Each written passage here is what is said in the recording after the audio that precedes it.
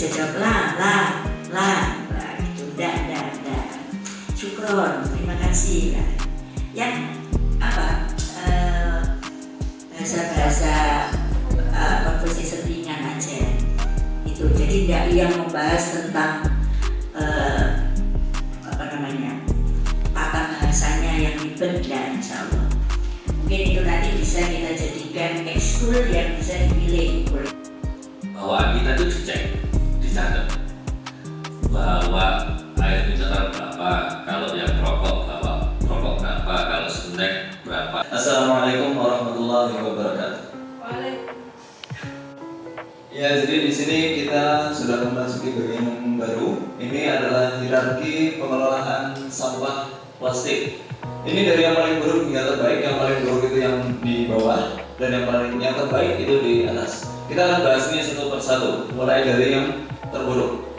Jadi dari dua yang terburuk ini, burning sama disposal, itu sebetulnya mirip, bisa dijadikan satu karena memang pada dasarnya pemrosesannya sama. Cuman saya di sini akan bedakan. Saya akan definisikan burning itu sebagai pembakaran sampah plastik secara terbuka yang dilakukan secara individual. Seperti kalau kita lihat biasanya itu di pinggir-pinggir jalan atau kan kelihatan ya orang-orang menyapu sampah-sampah daun atau sampah plastik di depan rumah mereka dari pinggir jalan, terus nanti ketika sudah dikumpulkan dibakar. Ini kan pelaksanaannya secara individual, secara sendiri-sendiri. Ini masuk kategori burning. Dan yang berikutnya disposal, sesuai yang tadi saya bilang mirip. Perbedaannya adalah kalau disposal itu tidak secara individual, tapi dikumpulkan, terpusat di tempat-tempat pembuangan. Setelah terkumpul semua di tempat pembuangan, nanti baru akan dibakar. Dua hal ini tidak memberikan manfaat, tidak menghasilkan manfaat. Pembakaran yang dilakukan ini hanya menghasilkan kerugian.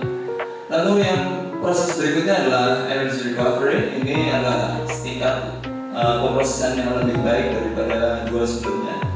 Energy recovery itu pemrosesan sampah baik secara dibakar ataupun didaur ulang yang menghasilkan manfaat. Kalau dua sebelumnya tidak menghasilkan manfaat, kalau yang ini menghasilkan manfaat, entah itu berupa energi atau yang lain. Lalu yang berikutnya adalah recycling. Recycling sama reusing ini juga sebetulnya satu ikat ya, satu sama seperti yang burning sama disposal tadi. Karena kalau recycling kan seperti yang kita tahu udah ulang, sudah dibahas dari di awal, kita mendaur ulang sampah plastik itu jelas sama memberikan manfaat dan salah satu solusi terbaik. Dan reusing adalah menggunakannya. Jadi kalau sampah plastik itu sudah kita daur ulang, maka sudah pantasnya kita gunakan lagi. Karena kalau tidak digunakan lagi itu artinya adalah sebuah pembuangan lagi. Yang sebetulnya pembuangan itu harusnya dihindari. Lalu yang terbaik, cara yang paling baik, cara yang paling the best namanya itu adalah prevention atau reduction. Prevention atau reduction ini apa? Prevention, prevent, mencegah, prevention, pencegahan. Jadi kita sebisa mungkin mencegah dalam menggunakan plastik. Seperti kalau misalnya kita sedang berbelanja, pergi ke minimarket atau warung-warung, itu kalau kita rasa bisa membawanya atau bisa diwadahi dengan kantong kain atau semacamnya, maka tidak usah meminta plastik resek karena itu hanya akan menambah jumlah sampah plastik yang akan kita buang. Lalu reduction itu mengurangi, reduction pengurangan, maka kita mengurangi jumlah plastik yang kita gunakan sehari-hari. Lalu kita akan memasuki bagian program-program yang kami tawarkan ke pihak SKB mengenai sampah plastik, karena kami belakangan ini menemui masalah-masalah ya di sini. Jadi kita akan bahas masalahnya dulu satu persatu, kemudian nanti akan kita bahas solusinya. Kita akan bahas dulu permasalahannya. Di sini kami akan membahas mengenai 3 masalah yang sudah kami temukan belakangan ini. Yang pertama adalah tidak adanya poster mengenai kepedulian terhadap sampah plastik. Poster ini sekalipun terlihat remeh, ini sebetulnya sangat penting karena ini adalah sebuah suara yang disampaikan kepada orang-orang yang melihatnya. Jadi kalau saja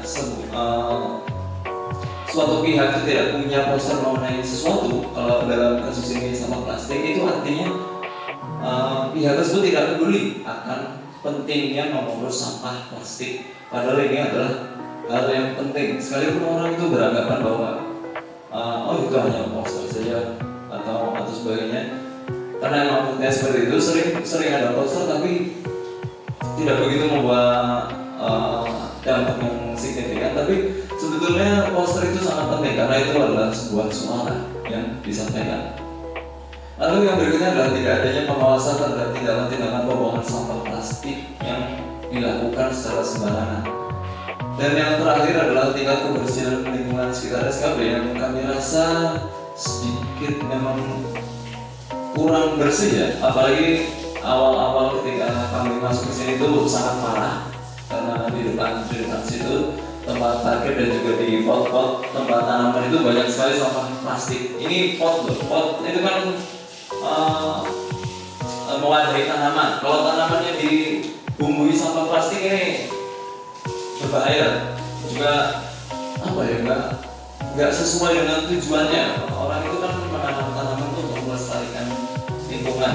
Tapi kalau ditambah sampah plastik itu kan kayak meredai apa yang dia lakukan sendiri. Lalu kita akan beranjak kepada solusinya. Jadi di sini kami menawarkan 4 solusi dari permasalahan-permasalahan yang sudah kami temukan sebelumnya. Ya, jadi yang pertama adalah nantinya saya harap akan ada pembuatan dan penampilan poster-poster mengenai sampah keberlanjutan dan sampah plastik ini di sekitar 5 SKB, mungkin di spot-spot yang dirasa strategis untuk bisa dilihat supaya suaranya tersampaikan kepada orang-orang yang melihatnya. Dengan harapan itu bisa menggerakkan hati orang tersebut supaya membuat suatu perubahan. Lalu yang berikutnya adalah saya ingin nanti mungkin dibentuk tim pengawasan atau mungkin menunjuk orang-orang yang dipercaya untuk bisa mengawasi tindakan-tindakan pembuangan sampah ini, baik dari pihak SKB maupun dari WB. Lalu yang berikutnya adalah pengadaan kegiatan pembersihan. Saya sebetulnya mengharapkan adanya tindakan pembersihan yang dilakukan secara rutin, mungkin semacam kerja bakti itu, mungkin sekitar sepekan sekali atau 2 pekan sekali atau mungkin sebulan sekali pun juga nggak apa-apa. Yang penting ada tindakan pembersihan secara rutin untuk membereskan masalah-masalah sampah plastik yang ada yang kita punya ini. Jadi saya rasa sekian dan kita akan memasuki ke bagian sesi tanya jawab. Sebelumnya kita beri dulu aplaus untuk Mas Esa.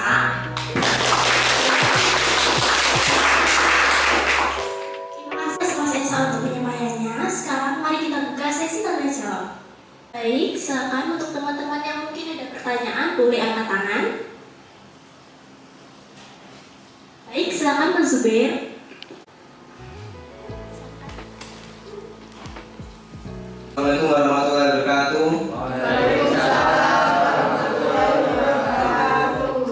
Saya ingin bertanya kepada Mas Esa dan Reza. Sudah menjadi sebuah kebiasaan bagi orang-orang Indonesia untuk membakar rumputan, ranting-ranting, dan kayu-kayu ketika kerja bakti. Tadi dikatakan bahwa itu berbahaya. Lantas apa yang harus dilakukan? Baik, terima kasih atas pertanyaannya. Mengenai pembakaran sampah ya, baik itu sampah organik ataupun anorganik, kedua-duanya bahaya. Ketika dibakar itu berbahaya. Plastik itu lebih berbahaya lagi. Jadi mengenai yang ditanyakan itu rumputan atau ranting-ranting itu kan tergolong hal yang dibuang ya, karena sering-sering masyarakat kita membuang hal tersebut. Itu katakanlah kalau kita mengatakan itu sebagai sampah, ini kan sampah organik. Jadi sebaiknya tidak dibakar, tapi kita kubur supaya itu memberikan manfaat bagi tanahnya, karena memang bisa menyuburkan tanah. Sudah jelas? Sudah. Oke. Baik, terima kasih atas pertanyaannya. Mungkin ada yang mau bertanya lagi? Silakan Mbak Venus.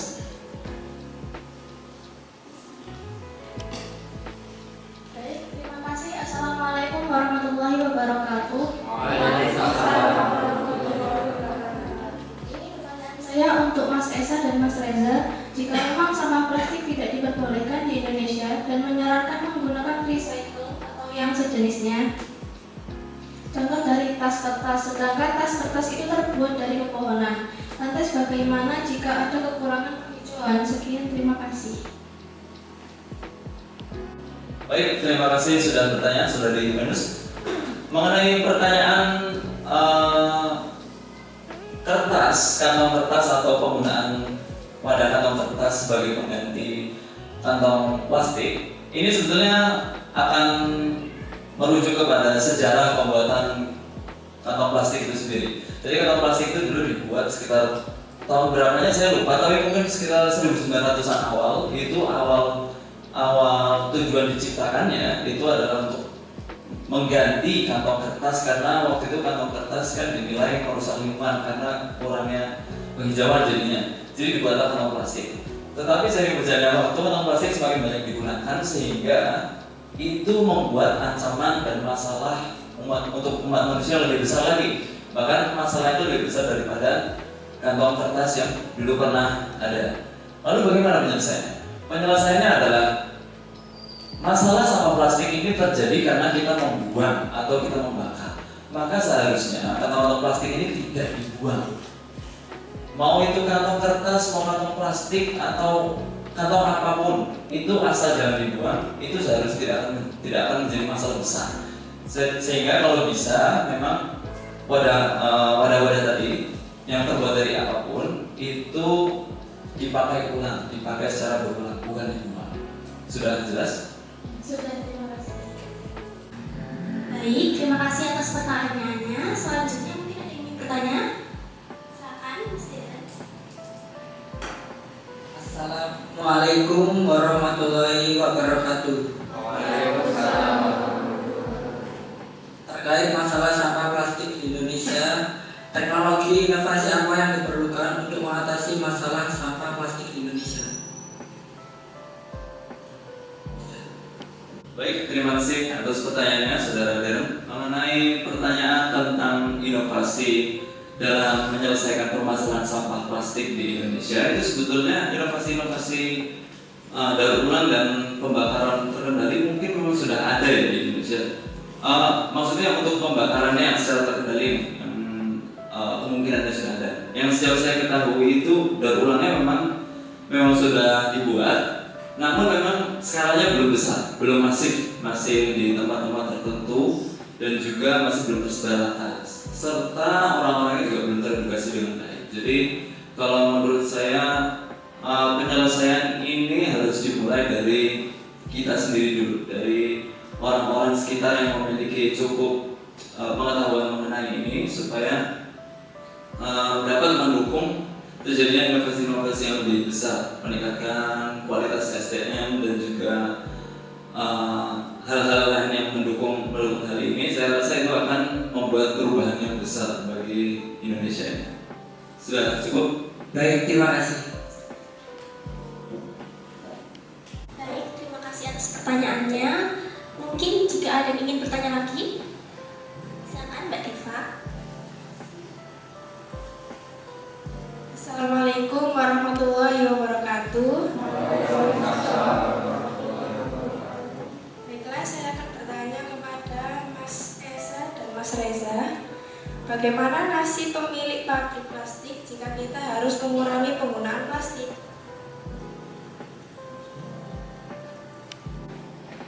Baik, terima kasih atas pertanyaannya, Saudari Diva.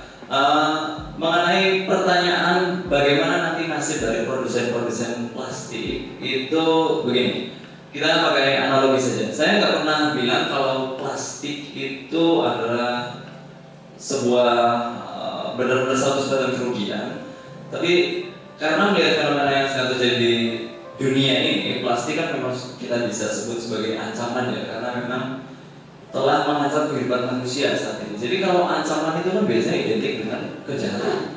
Kita ambil analogi begini. Kalau sekarang di suatu tempat, di suatu negara itu terjadi banyak pembunuhan itu kan ada tindakan hal yang jahat. Jadi bagaimana cara menyelesaikan ini? Caranya adalah dengan dan tingkatkan keamanan. Kalau keamanannya itu ditingkatkan, maka pembunuhan ini akan menjadi berkurang. Lalu kalau misal seperti ini, apa mungkin ada pertanyaan yang bertanya, lalu bagaimana nasib pembunuh bayaran?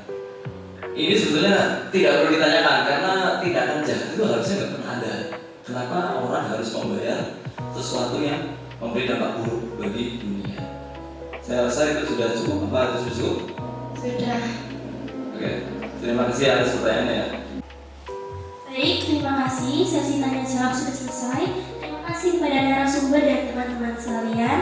Saya selaku moderator dalam kegiatan FDD yang pada hari ini mohon undur diri. Mohon maaf apabila ada kata-kata yang kurang berkenan di hati teman-teman.